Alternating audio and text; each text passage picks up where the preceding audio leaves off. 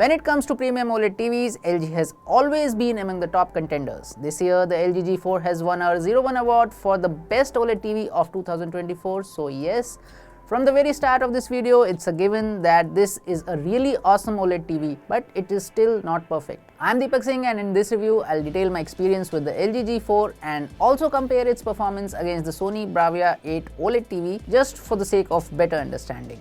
The LG G4 comes with an AMOLED OLED panel, and it's perhaps the last LG flagship to do so.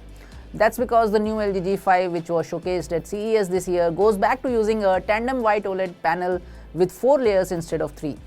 Now, if you're interested in different OLED types, I have added a link in the description below, so do check it out. The point is that AMOLED OLED panel on LG G4 can get really bright. In the vivid mode, we recorded a peak brightness of around 1800 nits on a 10% window and around 240 nits full field. On smaller window sizes, the panel can get up to 2200 nits bright, which is really awesome. Even in the color accurate filmmaker mode, the panel can touch 1400 nits of peak brightness on a 10% window. This high brightness means that LG G4 looks a lot better in bright HDR sequences with a lot of whites in the background, and also in HDR scenes with bright elements. The Bravia 8, on the other hand, has a regular white OLED panel that gets up to 1050 nits bright and can appear a bit dull in comparison. The whites on the Bravia 8 are also a little too blue even in the professional mode. The LG G4's color temperature leans warmer than standard D65. Typically, regular consumers find a cooler white point more acceptable than a warmer one, which could make the LG G4's approach slightly deterring for casual viewers.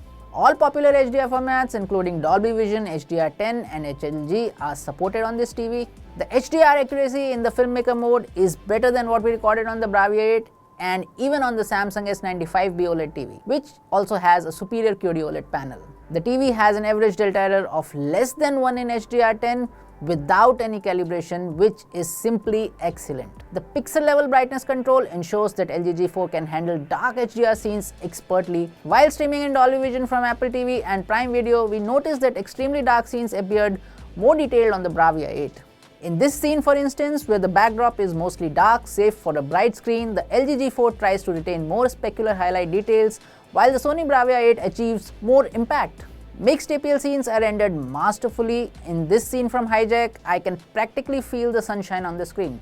Coming to HDR, this OLED panel can cover 100% of the Rec. 709 color gamut and color volume, which means it is capable of displaying all the colors in the HDR content. We recorded an average delta error of just 1.2 and a maximum delta error of 2.7, which is again excellent. For HDR, the LG G4 offers 95% DCI-P3 and 72% BT2020 gamut coverages, which are slightly below Bravia 8. One shortcoming of white OLED displays is rendering colors at high luminance, which becomes difficult as the white subpixel has to remain on. So the color volume for white color spaces like DCI-P3 and BT2020 takes a hit. Samsung's S95C with a QD-OLED panel is impressive in this regard and is capable of reproducing a wide color volume at high luminance. As impressive as this technological advantage is, content is yet not mastered to take advantage of it, and there are only a handful of scenes which push the envelope of HDR color brightness. The panel on the LG G4 is very responsive, and we didn't notice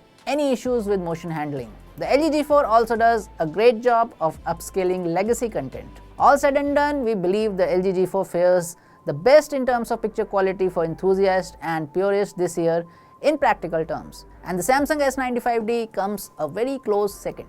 The LG G4 is an excellent TV for gaming. The TV has 4 full bandwidth HDMI 2.1 ports and HGIG support. Console gamers can get a 120Hz refresh rate with VRR, and PC gamers can leverage up to 144Hz refresh rate. Of course, if you want to experience HDR impact at its finest, you need to game on a premium OLED TV as LG G4. Overall, no complaints here.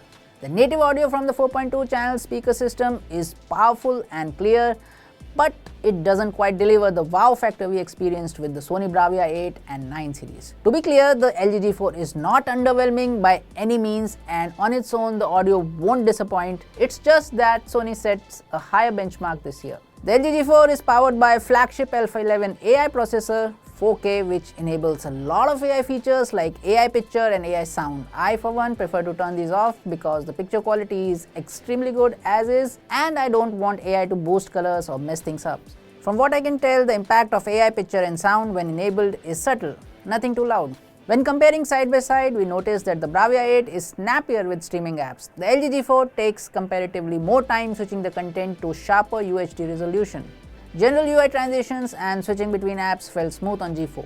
Another downside is that a 55-inch unit has only 8 GB of onboard storage, which certainly feels inadequate for a premium TV.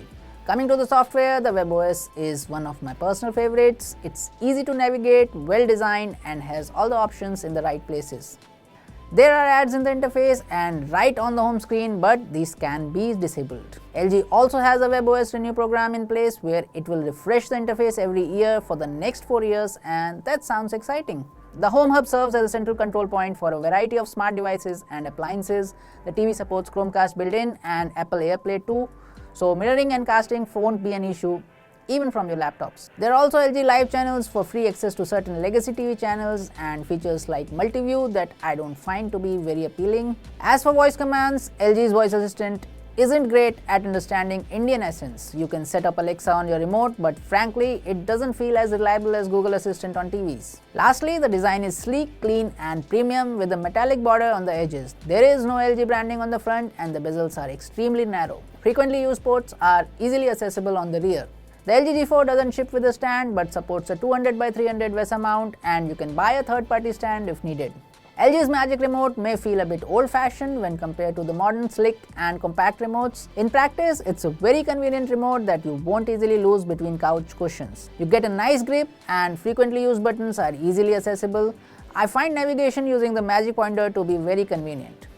There's a slight learning curve involved here, but just give it a try. To sum it up, what makes the LG G4 stand out above other OLED options is its picture quality.